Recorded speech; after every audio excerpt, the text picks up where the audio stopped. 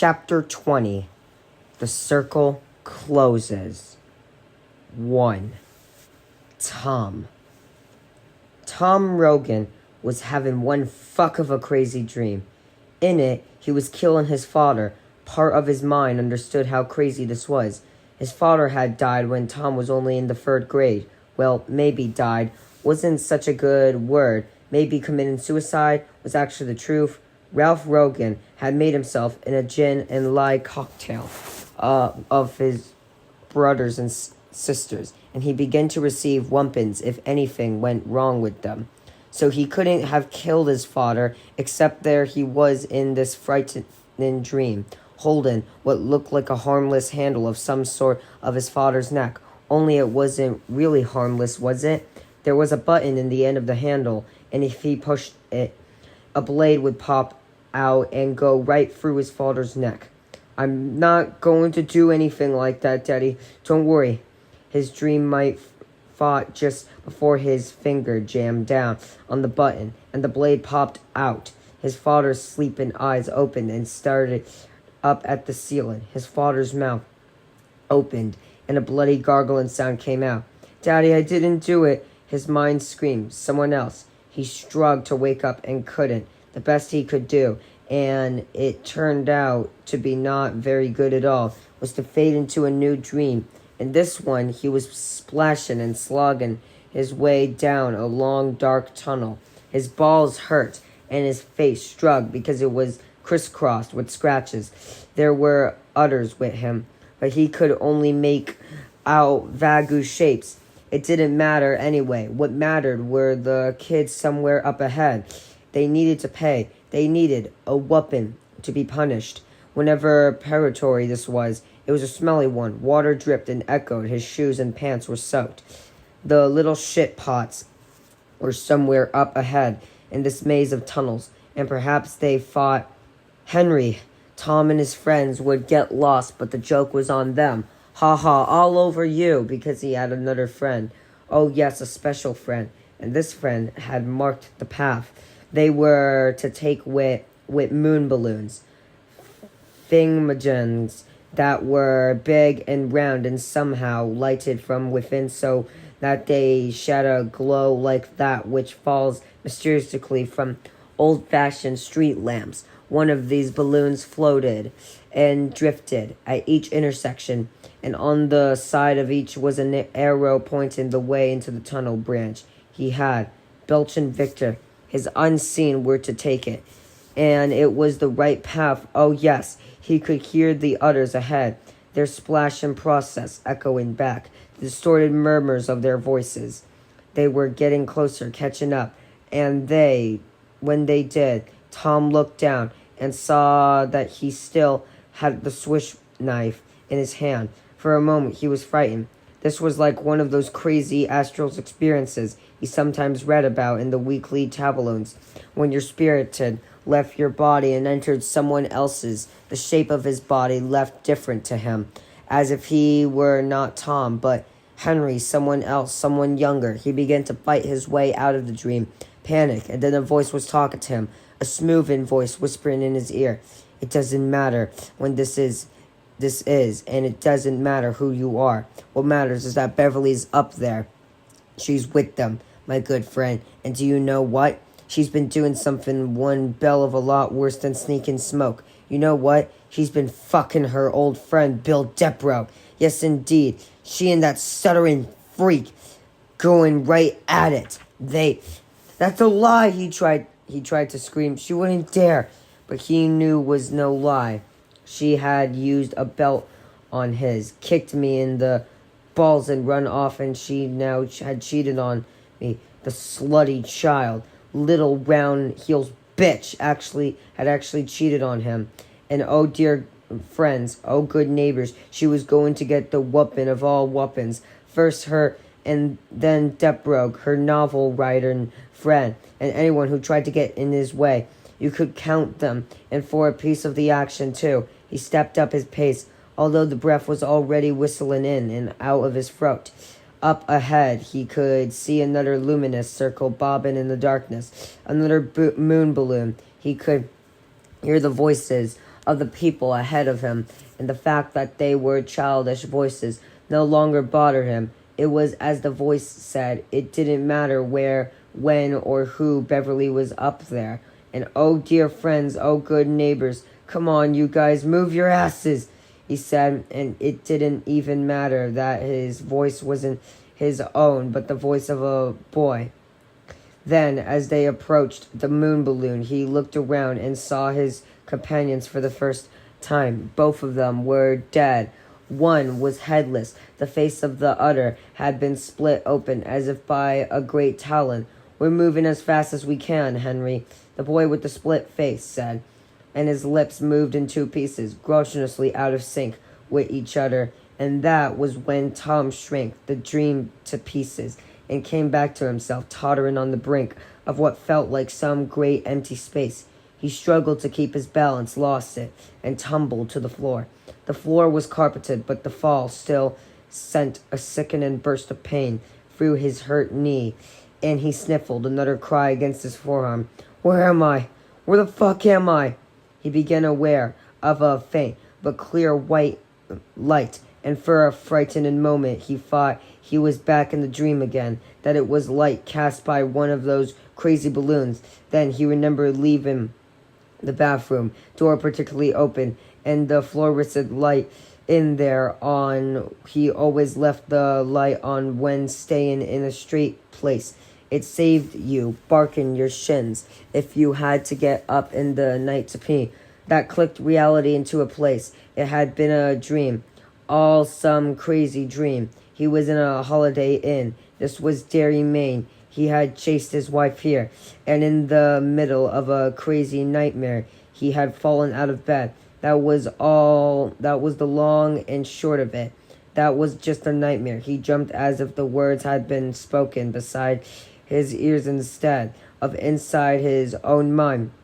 It didn't seem like his own interior voice at all. It was cold, alien, but somehow hypothic and believable. He got up slowly, fumbled a glass of water off the table beside the bed, and drank it down. He ran shaky hands through his hair.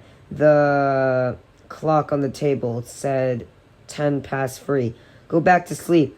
Wait until morning, that alien voice answered. But there will be people around in the morning, too many people, and beside you can beat them down there this time. This time you can be first down there. He thought of his dream, the water, the dripping dark. The light suddenly seemed brighter. He turned his head, not wanting to, but helpless to stop. A groan slipped out of his mouth. A balloon was tied to the knob of the bathroom door. It floated at the end of a string about 3 feet long. The balloon glowed, full of ghostly white light. It looked like a will-o'-the-wisp glimpsing in the swamp, floating dreamily between trees, overhung with gray ropes of moss. An arrow was printed on the balloon's gently bludgeoned skin. An arrow that was blood scarlet. It was pointing at the door, leading out into the hall. It doesn't really matter who I am, the voice said smoothly, and Tom realized now that it wasn't coming from either his own head or form besides his ear. It was coming from the balloon, from the center of that strange, lovely white light. All that matters is what I am going to see, what everything turns out to your satisfaction, Tom. I want to see her take a whooping. I want to see them all take a whooping. They've crossed my path once too often, and much too late in the day for them. So listen, Tom, listen very carefully, all together now. Follow the bouncing ball. Tom listened. The voice from the balloon explained. It explained everything. When it was done, it popped in one final flash light, and Tom began to dress. To Audra. Audra also had nightmares. She awoke with a start, sitting bolt upright in bed, the sheet pulled around her waist, her small breasts moving with her quick agony, breathing like Tom. Her dreaming had been a jumbled, distressful experience. Like Tom, she had the sensation of being someone else, or rather of having her own consciousness, despoiled and particularly submerged in another body and another mind. She had been in a dark place with a number of others around her, and she had been aware of an opposite sensation of danger. They were going into the danger deliberately, and she wanted to scream at them to stop, to explain to her what was happening. But the prison with whom she had merged seemed to know and to believe it was necessary. She was also aware that they were being chased and that their pursuers were catching up little by little. Bill had been in the dream, but his story about how he had forgotten his childhood must have been on her mind, because in her dream Bill was only a boy, 10 or 12 years old. He still had all his hair. She was holding his hand and was dimly aware that she loved him very much, and that her willingness to go on was based on the rock-solid belief that Bill would protect her, and all of them, that Bill, Big Bill, would somehow bring them through this and back into the daylight again. Oh, but she was so terrified. They came to a branching of many tunnels, and Bill stood there, looking from one to the next, and one of the others, a boy with his arm in a cast, which glimmered a ghostly white in the darkness, spoke up. That one, the bottom one. You sure? Yes. And so they had gone that way, and then there had been a door, a wee wooden door, no more than 3 feet high, the sort of door you might see in a fairy tale book. And there had been a mark on the door. She could not remember what that mark had been, what strange rune or symbol, but it had brought all her terror to a focus point, and she had yanked herself out of that other body, that girl's body, whoever. Beverly. She might have been. She awoken bolt upright in a strange bed, sweaty, white-eyed, gasping as if she had just run a race. Her hands flew to her legs, half expecting to find them wet and cold with the water she had been walking through in her head. But she was dry. Disorientation followed. This was not their home in Topanga Canyon or the rented house in Fleet. It was no place, limbo, furnished with a bed, a dresser, 2 chairs, and a TV. Oh God, come on, Audrey. She scrubbed her hands viciously across her face, and that second feeling of mental vertigo rescinding. She was in Derry, Maine, when her husband had grown through a childhood he claimed no longer to remember, not a familiar place to her, or a particular good place by its feeling, but at least a known place. She was here because Bill was here, and she would see him tomorrow at the Derry townhouse. Whenever terrible thing was wrong here, whenever those new scars on his hands meant they would face it together, she would call him, tell him she was here, then join him. After that, well, actually, she had no idea what came after that. The vertigo, that sense of being in a place that was really no place, was threatening again.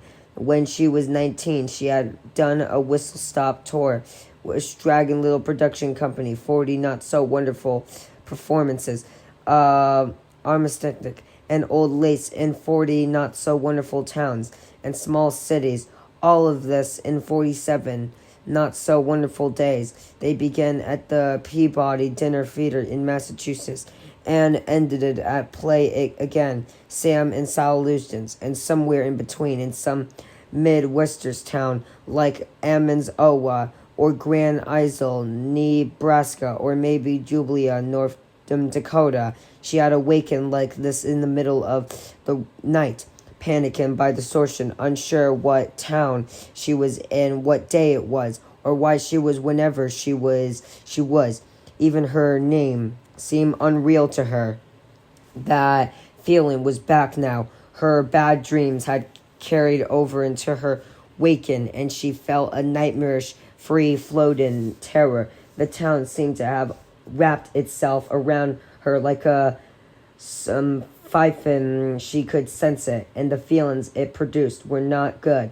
She found herself wishing that she had heeded Freddie's advice and stayed away. her mind fixed on Bill, grasping at the thought of him, the way a drowning woman would grip at a spar, a life suspended, anything that. We all float down here, Audra. Floats. A chill raced through her, and she crisscrossed her arms across her naked breasts. She shivered and saw goosebumps ripple their way up her flesh. For a moment, it seemed to her that a voice had spoken aloud, but inside her head, as if there was an alien presence in there. Am I going crazy? God, is that it? No, her mind responded. It's just a dorsation, jet lag, worry over your man. Nobody's taken inside your head. Nobody.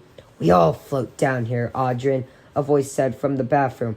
It was a real voice, real as houses, and sly and dirty and evil. You'll float too. The voice uttered a fruity little giggle that dropped in pitch until it sounded like a clog drain bubbling thickly. Audrey cried out, then pressed her hands against her mouth. I didn't hear that, she said out loud, darling, daring the voice to contradict her. It didn't. The room was silent. Somewhere far away, a train whistled in the night. Suddenly, she needed Bill so badly that waiting until daylight seemed impossible. She was in a Strandlands motel room, exactly like the other 39 units in the place. But suddenly, it was too much. Everything when you started hearing voices, it was just too much, too creepy. She seemed to be slipping back into the nightmare she'd so lately escaped. She felt scared and terribly alone. It's worse than that, she thought. I feel dead. Her heart suddenly skipped 2 beats in her chest, making her gasp and utter a startled cough. She felt an instance of prison panic, claustrophobia inside her own body, and wondered if all this terror didn't have a stupidly ordinary, particularly cow root. After all, maybe she was going to have a heart attack, or was already having one. Her heart settled, but uneasily. Audrey turned on the light by the bed table and looked at her watch. 3:12. He would be sleeping, but that didn't matter to her now. Nothing mattered except her hearing his voice. She wanted to finish the night with him. If Bill was beside her, her clockwork would fall in sync with his and settle down. The nightmares would stay away. He sold nightmares to others. That was his trade. But to her, he had never given anything but peace outside that odd cold nut intended. In his imagination, peace seemed to be all he was made for or meant for. She got the yellow pages, found the number for the Derry Townhouse, and dialed it. Derry Townhouse. Would you please ring Mr. Deprogue's room? Mr. William Deprogue? Does that guy ever get any calls in the daytime? The clerk said. And before she could think to ask what that was supposed to mean, he had plugged her call through. The phone burred once, twice, 3 times. She could imagine him sleeping with everything under the covers except the top of his head. She could imagine one hand coming out, feeling for the phone. She had been seen him to do it before, and a fond little smile touched her lips. It faded as the phone rang a 4th time, and a 5th, and a 6th. Halfway through the 7th ring, the connection was broken. That room does not answer. No shit, Sherlock, Audrey said, more upset and frightened than ever. Are you sure you rang the right room? Yup, the clerk said. Mr. Deprogue had an interroom call, not 5 minutes ago. I know he answered that one because the light stayed on the switchboard a minute or 2. He must have gone to the person's room. Well, which room was it? I don't remember. 6th floor, I think, but she dropped the phone back into its cradle. A queer, disheartened sedentary came to her. It was a woman. Some woman had called him, and he had gone to her. Well, what now, Audrey? How do we handle this? She felt tears threatening. They strung her eyes and her nose. She could feel the lump of a sob in the back of her throat. No anger, at least not yet. Only a sick sense of loss and abandonment. Audrey, get a hold of yourself. You're jumping to conclusion. It's the middle of the night, and you had a bad dream, and now you've got Bill with some other woman, but it ain't necessarily so. What you're going to do is sit up. You'll never get back up to sleep now. Anyway, turn on some lights and finish the novel you brought to read on the plane. Remember what Bill says? Finest kind of dope. Book Valanin. No more heebie-jeebies. No more whim-whams. And hearing voices. Dorothy Sayers and Lord Peter. That's the ticket. The 9 tailors. They'll take you through to dawn. The bathroom lights suddenly went on. She could see it under the door. Then the latch clicked and the door juddered open. She stared at this, eyes widened, arms instinctively crossing over her breasts. Again, her heart began to slam against her rib cage, and the sour taste of Adriel flooded her mouth. That voice, low and dragon, said, "We all float down here, Audrey." The last word became a long, low, fading scream. Audrey, that ended once again in that sick, clogged, bubbly sound that was so much like laughter. "Who's there?" she cried, backing away. "That wasn't my imagination. No way. You're not going to tell me that?" The TV clicked on. She whirled around and saw a clown in a silvery suit with big orange buttons capering around on the screen. There was black sockets where its eyes should have been, and when its made-up lips stretched even wider in a grin, she saw teeth like razors. It held up a drippy, severed head. Its eyes were turned up to the whites, and the mouth sagged open, but she could see well enough that it was Freddie Firestone's head. The clown laughed and danced. It swung the head around, and drops of blood splashed against the inside of the TV screen. She could hear them sizzling in there. Audrey tried to scream, and nothing came out but a little whine. She grabbed blindly for the dress line over the back of the chair, and for her paws. She bolted into the hall and slammed the door behind her, gasping, her face paper white. She dropped the purse between her feet and slipped the dress over her head. Flo, a low, chuckling voice said from behind her, and she felt a cold finger caress her bare heel. She uttered another high, out of breath, screamed, and danced away from the door. White corpse fingers were seeking back and forth under it, the nails peeled away to show purplish white blood this quicks. They made hoarse whispering noise on the rough nap of the hall carpet.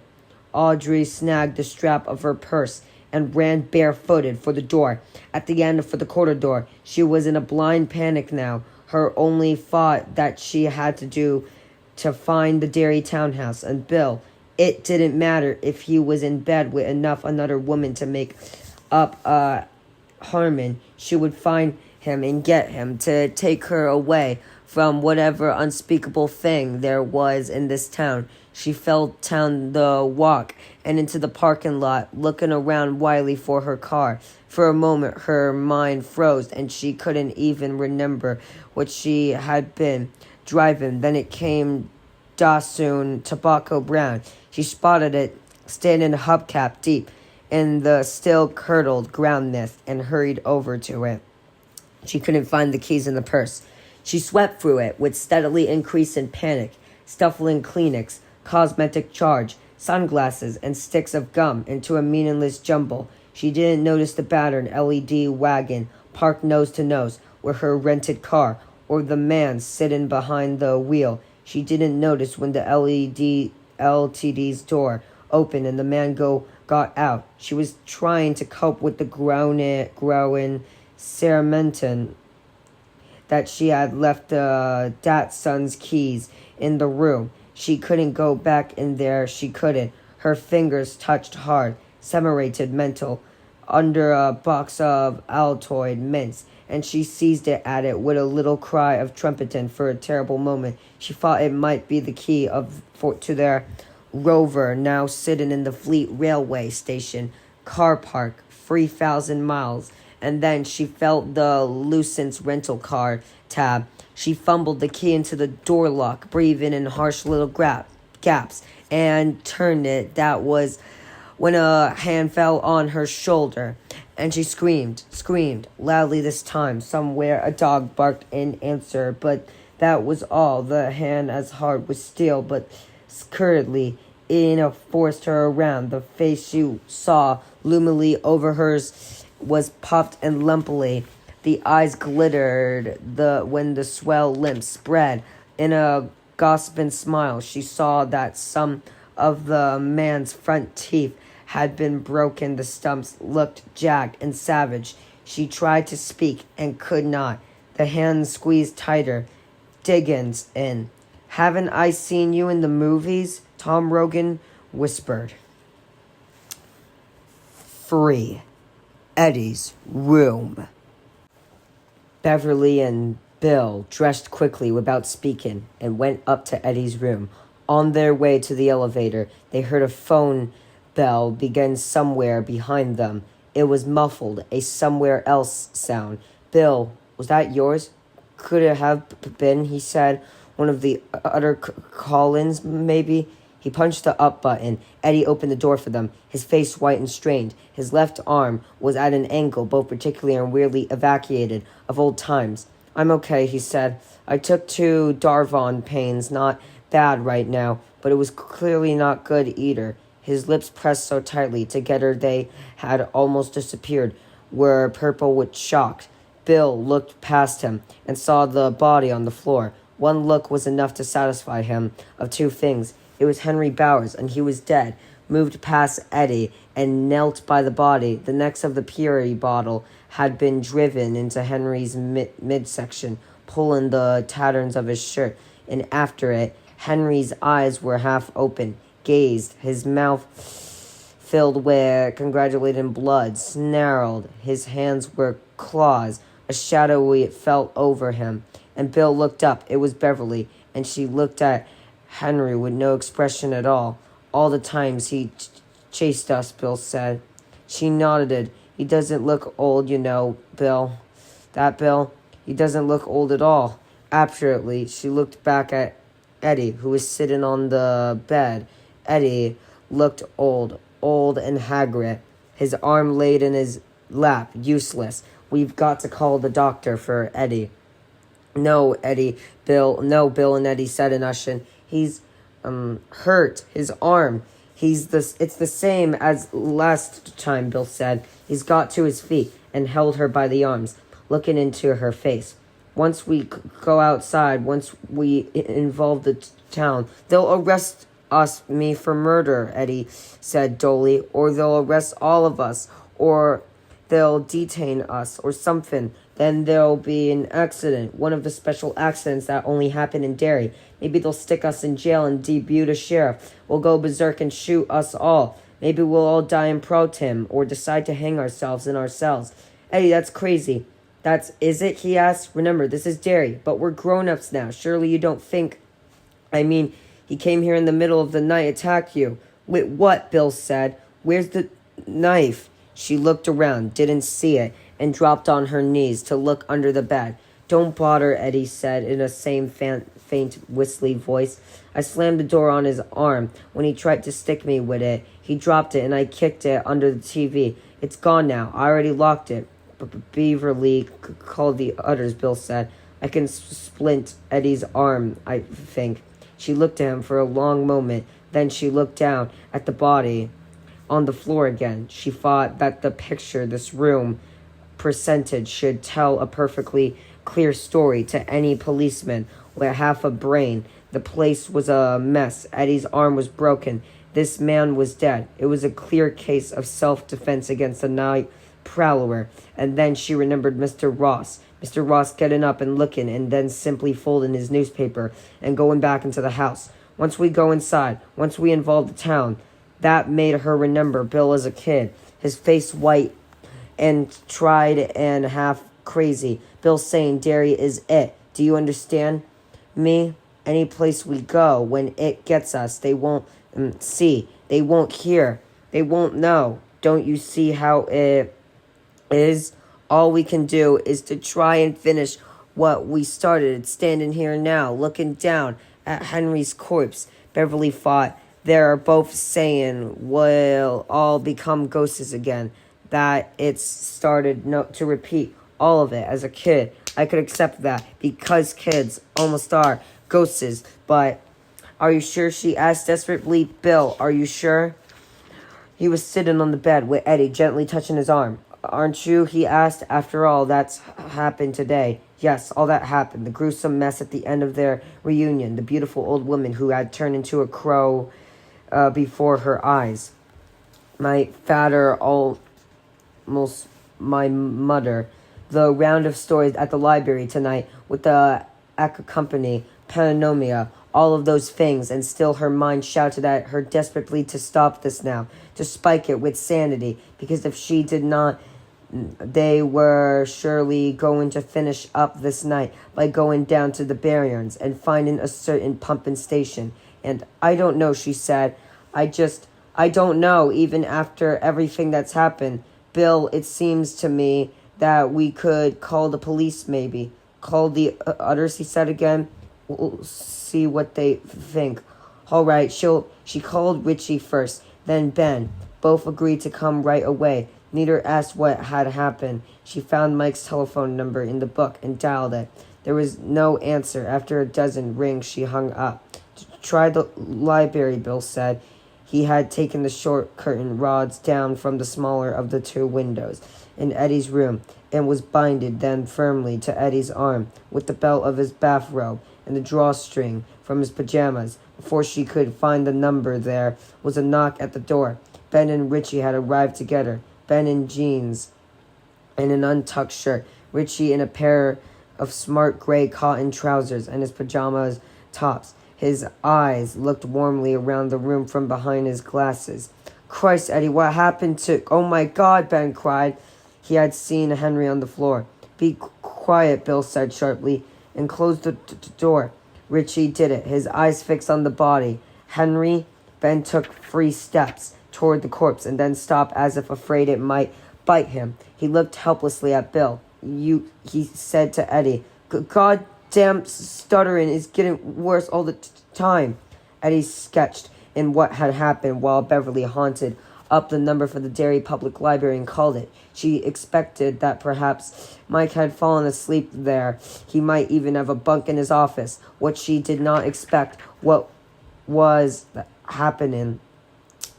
The phone was picked up on the second ring, and the voice she had never heard before said, "Hello." "Hello," she answered, looking toward the others and making a session gesture with one hand. "Is Mr. Hanlon there?" "Who's this?" the voice asked. She wet her lips with her tongue. Bill was looking at her presently. Ben and Richie had looked around. The beginnings of real alarm stirred inside her. "Who are you?" she countered. "You're not Mr. Hanlon. I'm Derry Chief of Police Andrew Rain Marcher," the voice said. "Mr. Hanlon is at the Derry Home Hospital right now. He was assaulted and badly wounded a short time ago. Now, who are you, please? I want your name." But she barely heard this last. Waves of shock rode through her, lifting her drizzly up and up.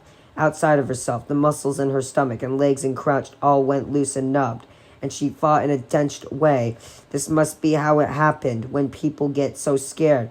They wet their pants. Sure, you just lose control of those muscles. How badly has he been hurt? She heard herself asking in a purry voice. And then Bill was beside her, his hand on her shoulder, and Ben was there, and Richie, and she felt such a rush of gratitude for them. She held her free hand out, and Bill took it. Richie placed his hand over Bill's, and Ben put his over Richie's. Eddie had come over, and now he put his good hand on top. "I want your name, please," Rand Marcher said briskly, and for a moment the skirtering little craver inside of her, the one that had been bred by her father and cared for her husband, almost answered. "I'm Beverly Marsh, and I'm at the Derry townhouse. Please send Mr. Nell over. There's a dead man here who's still half a boy, and we're all very frightening," she said. "I'm afraid I can't tell you, not just yet." "Why, what do you know about this?" "Nothing," she said, shocked. "What makes you think I do?" "Jesus Christ, you just make a habit of calling the library every morning about 3:30, Rand Marcher said. "Is that it?" Can the bullshit, young lady? This is assault. And the way the guy looks, it could be murdered by the time the sun comes up. I'll ask you again. Who are you and how much do you know about this? Closing her eyes, gripping Bill's hand with all her strength, she asked again. He might die. You're not just saying that to scare me. He really might die. Please tell me. He's very badly hurt. And if that doesn't scare you, miss it out too. Now I want you to know who you are and why. As if in a dream, she watched her hand float through space and drop the phone back into the cradle. She looked over at Henry and felt shocked as keen as a slap from a cold hand. One of Henry's eyes had closed, the other one, the shattered one, oozed as nakedly as before. Henry seemed to winking at her. 4. Richie called the hospital. Bill led Beverly over to the bed, where she sat with Eddie, looking off into space. She thought she would cry, but no tears came. The only feeling she was strongly and immediately aware of was a wish that someone would cover Henry Bowers. That winking look was really not cool at all. In one giddy instant, Richie became a reporter from the Daily News. He understood that Mr. Michael Hanlon, the town's head librarian, had been assaulted while working late. Did the hospital have any words on Mr. Hanlon's condition? Richie listened, nodded. I understand, Mr. Karpaskin. Do you spell that with 2 Ks? You do? Okay, and you are, listen, now enough, into his own fiction to make doodling motions with one figure, as if writing on a pad. Yes, I understand. Well, what we usually do in cases like this, to quote you as a source, then later on we can... right. Just right. Richie laughed heartily and armed, a flea of sweat from his forehead. He listened again. Okay, Mr. Kasperkin. Yes, I got it. Kerpaskin. Right. Shash Jewess, is it really? That's most unusual. Yes, I will. Good night. Thank you. He hung up and closed his eyes. Jesus, he cried in a thick, low voice. Jesus, Jesus, Jesus. He made as if to shove the phone off the table and then simply let his hand fall. He took his glasses off and wiped them on his pajama top. He's alive, but in grave condition, he told the others. Henry sliced him up like a Christmas turkey, one of the cuts chopped into his formal artery, and he's lost all the blood a man can and still stay alive. Mike managed to get some kind of torquin on it, or he would have been dead when they found him. Beverly began to cry. She didn't like a child with both hands pleasured to her face. For a little while, her hitches, sobs, and the rapid whistle of Eddie's breath were the only sounds in the room. Mike wasn't the only one who got sliced up like a Christmas turkey. Eddie said at last, Henry looked like he just went 12 rounds with Rocky Balboa and a Christian. Do you still want to go to the police, Bev? There were Kleenex on the night table, but they were caked in sodden mats in the middle of a puddle of Perrier. She went into the bathroom, making a wide circle around Henry, got a washcloth, and ran cool water on it. It felt delicious against her hot, puffy face. She felt that she could think clearly again, not rationally, but clearly. She was suddenly sure that rationally would kill them if they tried to use it now. That cop, Rand Marcher, he had been suspicious. Why not? People didn't call the library at 3:30 in the morning. He had assumed some guilty knowledge. What would he assume if he found out that she had called him from a room where there was a dead man on the floor with a jag bottle neck planted in his guts, that she and 4 other strangers had just come into town the day before for a little reunion, and this guy just happened to drop by? Would she buy the tale if the shoe were on the other foot? Would anyone? Of course. They could buster their tale by adding that they had come back to the fish finish the monster that lived in the drain under the city that would certainly add a convincing note of grit and realism. She came out of the bathroom and looked at Bill. No, she said, I don't want to go to the police. I think Eddie's right. Something might happen to us. Something final. But that isn't the real reason. She looked at the four of them. We swore it, she said. We swore Bill's brother, Stan, all the others, and now Mike. I'm ready, Bill. Bill looked at the others. Richie nodded it. Okay, Big Bill, let's try. Ben said the odds looked worse than ever. We're too short now. Bill said nothing. Okay, Ben nodded it. She's right. We swore. Eddie? Eddie smiled wanly. I guess I can't get another pigger back down that ladder, huh? If the ladder's still there. No one throwing rocks this time. Though, Beverly said, they're dead. All three of them. Do we do it now, Bill? Richie asked. Yes, Bill said. I think this is the time. Can I say something, Ben asked. Absolutely. Bill looked at him and grinned a little. Any time? You guys are still the best friends I've ever had, Ben said. No matter how this turns out, I just, wanted to tell you that. He looked around at them and then looked solemnly back at him. I'm glad I remember you, he added. Richie snorted. Beverly giggled. Then they were all laughing, looking at each other in the old way, in spite of the fact that Mike was in the hospital, perhaps dying or already dead, in spite of the fact that Eddie's arm was broken again, in spite of the fact that it was the deepest ditch of the morning. Haystack, you have such a way with words, Richie said, laughing and wiping his eyes. He should have been the writer, Big Bill, still smiling a little. Bill said, and on that note, 5. They took Eddie's barrow limbo.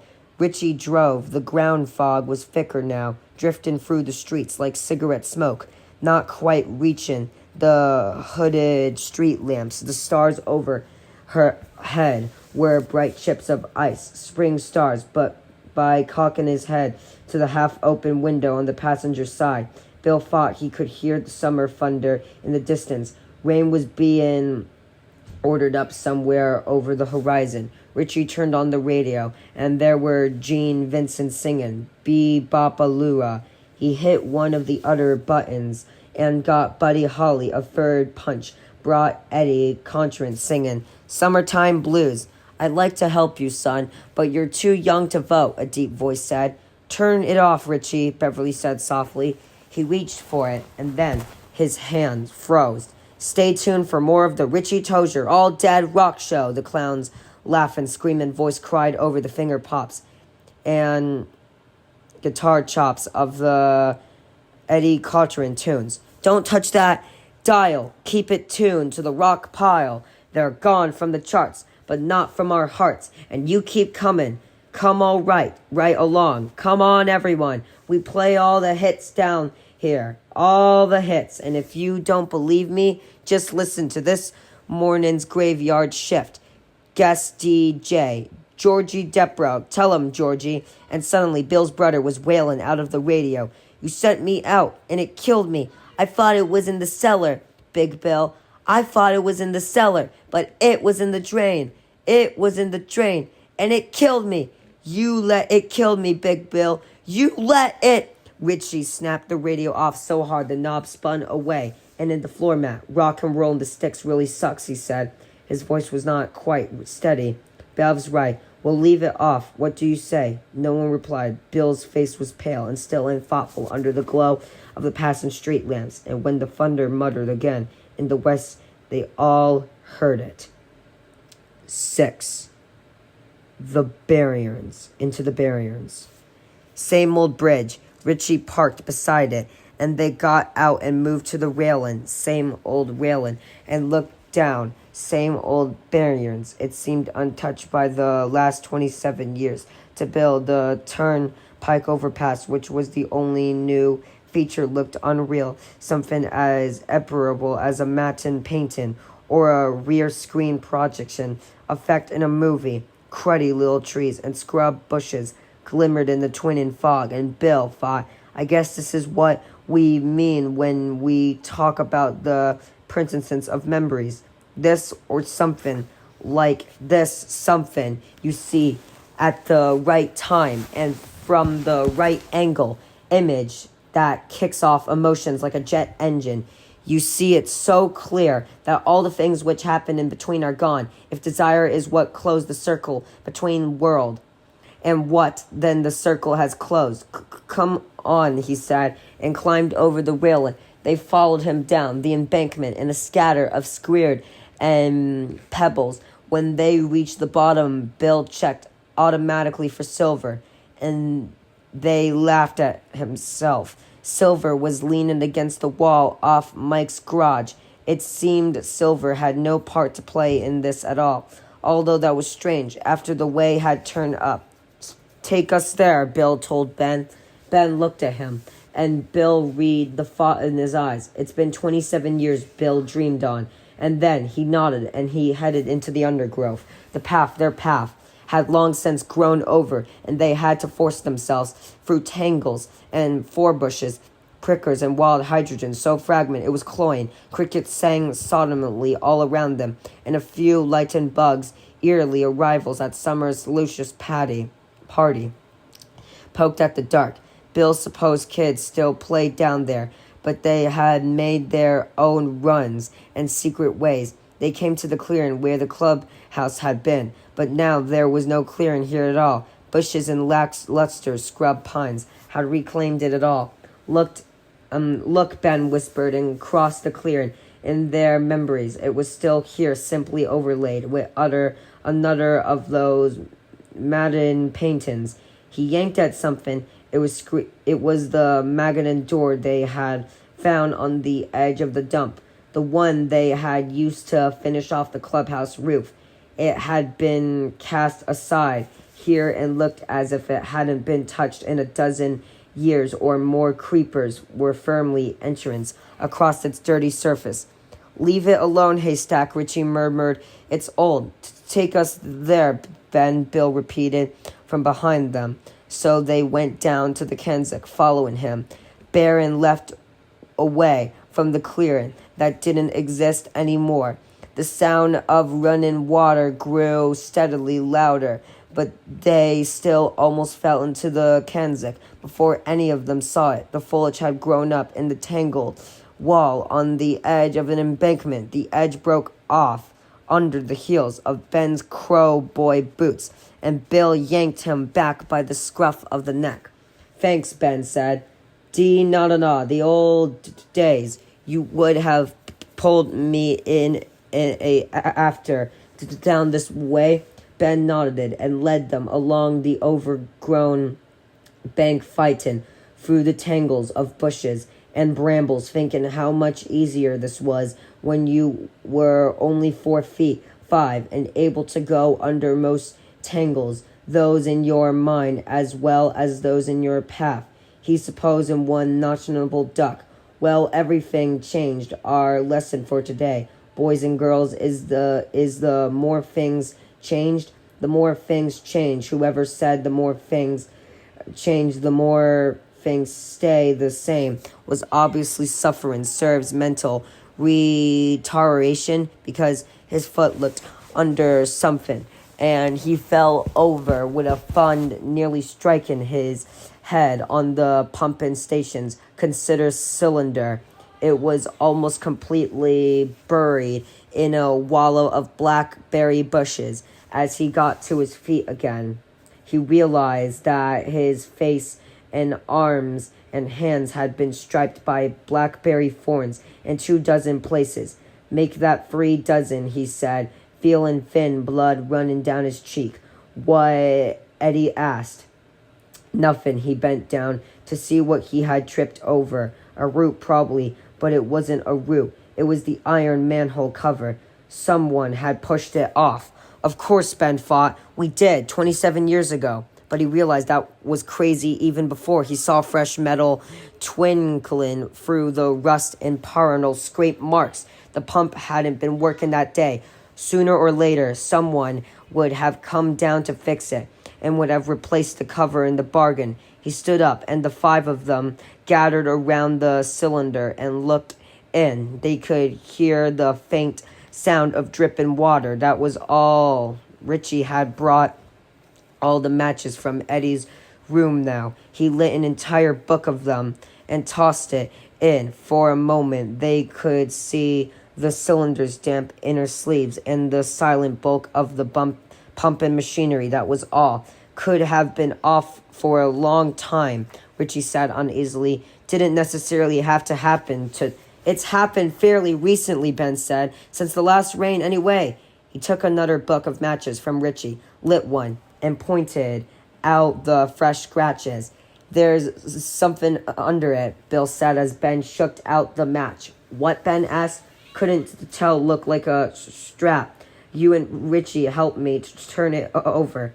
They grabbed the cover and flipped it like a giant coin. This time, Beverly lit the match and Ben cautiously picked up the purse which had been under the manhole cover. He held it up by the strap. Beverly started to shake out the match and then looked at Bill's face. She froze until the flame touched the ends of her fingers and then dropped it with a little gasp. Bill, what is it? What's wrong? Bill's eyes felt too heavy. They couldn't leave that scuffled leather bag. When its long leather strap, suddenly he could remember the name of the song, which had been playing on the radio in the back room of the leather goods shop when he brought it for her.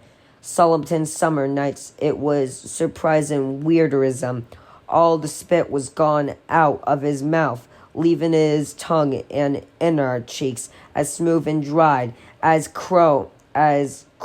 He could hear the crickets and see the lightning bugs and smell big green dark growing out of control all around him. And he thought it's another trick, another illusion. She's in England and this is just a cheap shot because it's scared. Oh yes, it's maybe not as sure as it when it called us all back. And really, Bill gets serious. How many scuffled leather purses with long straps do you think there are in the world? 1 million? 10 million? Probably more, but only one like this. He had bought it for Audrey in a Burbank leather goods store while Sullivan Summer Nights played on the radio in the back room.